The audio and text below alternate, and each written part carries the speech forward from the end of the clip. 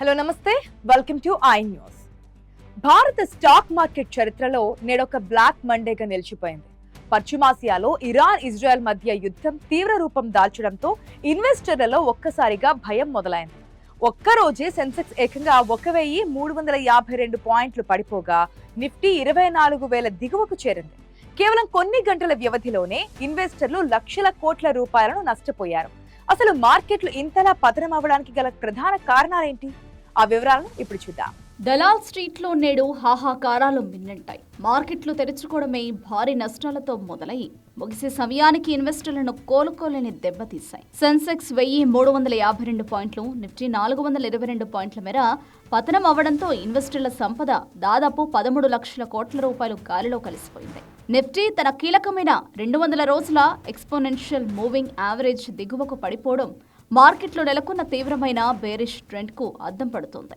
ఈ భారీ పతనానికి ప్రధానంగా 3 కారణాలు కనిపిస్తున్నాయి. మొదటిది ముడి చమురు ధరల మంట. ఇరాన్ ఇజ్రాయెల్ యుద్ధం వల్ల సరఫరాకు ఆటంకం కలుగుతుందనే భయంతో బ్రెంట్ క్రూడ్ ధర ఏకంగా $117 మార్కును తాకింది. చమురు దిగుమతులపై ఆధారపడే భారత్ వంటి దేశాలకు ఇది పెద్ద దెబ్బ. చమురు ధరలు పెరిగితే ద్రవ్యోల్బణం పెరిగి దేశ ఆర్థిక వ్యవస్థ కుంటుపడుతుందనే ఆందోళన ఇన్వెస్టర్లను అమ్మకాల వైపు నడిపించింది. రెండో కారణం రూపాయి రికార్డు పతనం. డాలర్తో పోలిస్తే భారత్ రూపాయి విలువ ఎన్నడూ లేని విధంగా 92.20 స్థాయికి పడిపోయింది. రూపాయి బలహీనపడడంతో విదేశీ ఇన్వెస్టర్లు అంటే F2లు తమ పెట్టుబడులను వెనక్కి తీసుకోవడం మొదలుపెట్టారు. ఒక్కరోజే వేల కోట్ల రూపాయల షేర్లను విదేశీ సంస్థలు విక్రయించడం మార్కెట్ పతనానికి ఆజ్యం పోసింది. ఇక మూడో కారణం గ్లోబల్ మార్కెట్లు కుప్పకూలడం.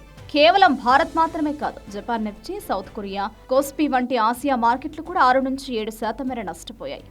ముఖ్యంగా బ్యాంకింగ్, ఆటోమొబైల్, పెయింటింగ్స్ రంగాలకు చెందిన షేర్లు భారీగా నష్టపోయాయి. చమురు ధరలు పెరిగితే రవాణా, ముడి సరుకుల ధరలు పెరుగుతాయనే భయంతో ఇన్వెస్టర్లు ఈ షేర్లను వదిలించుకున్నారు. యుద్ధం ఇలాగే కొనసాగితే మార్కెట్లు మరిన్ని కనిష్ట స్థాయిలను చూసే ప్రమాదం ఉందని విశ్లేషకులు హెచ్చరిస్తున్నారు. దలాల్ స్ట్రీట్లో మళ్లీ పచ్చదనం కనిపించాలంటే పశ్చిమాసియాలో శాంతి నెలకొనాల్సిందే.